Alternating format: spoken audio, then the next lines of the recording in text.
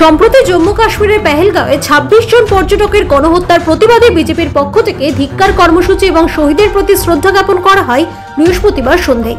বিজেপির হবিবপুর বিধানসভা মণ্ডল ২ এর উদ্যোগে কাশ্মীরের পেহেলগাঁও পর্যটকের গণহত্যা ও পশ্চিমবঙ্গের সাম্প্রতিক পরিস্থিতি নিয়ে ধিক্কার কর্মসূচি পালন করা হয় পাকুয়াহাট আম্বেদকর মোড়ে।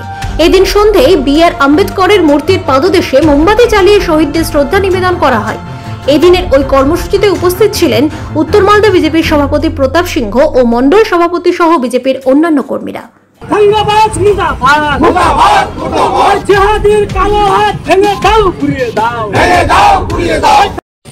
ভারতীয় জনতা পার্টি মণ্ডল 2 বামুনগোলা মণ্ডল 2 হবিবপুর বিধানসভার উদ্যোগে পুলিশের কোন রকম পারমিশন না পাওয়ার জন্য আমরা এখানে ছোট্ট করে আজকে ভারতবর্ষের সংবিধান প্রণেতা, পিছিয়ে পড়া সমাজের মানুষের আর চোখের মণি আর ডক্টর ভীমরাও আম্বেদকরের মূর্তির পাদদেশে আমাদের পর্যটকরা ২৬ জন পর্যটক জেহাদি সন্ত্রাসবাদী পাকিস্তানের চক্রান্তে তারা শহীদ হয়েছিলেন।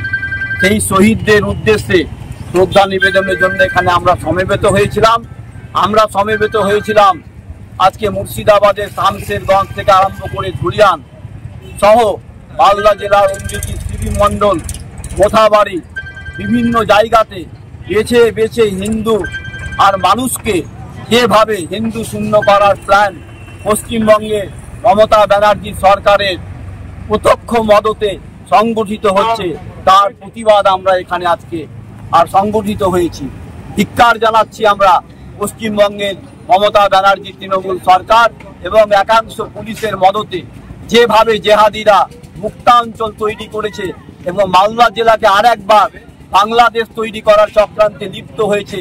সেই চক্রান্ত ব্যর্থ করার জন্য আমরা জনগণের কাছে বামুনগোলা ব্লকের সমস্ত আপামর শুভবুদ্ধি সম্পন্ন রাজনৈতিক সচেতন মানুষকে, নাগরিককে আজকে আমরা আর এখানে আহ্বান জানিয়েছি যে আজকে এই সংকটময় পরিস্থিতিতে তারা যাতে সংঘবদ্ধ হয়।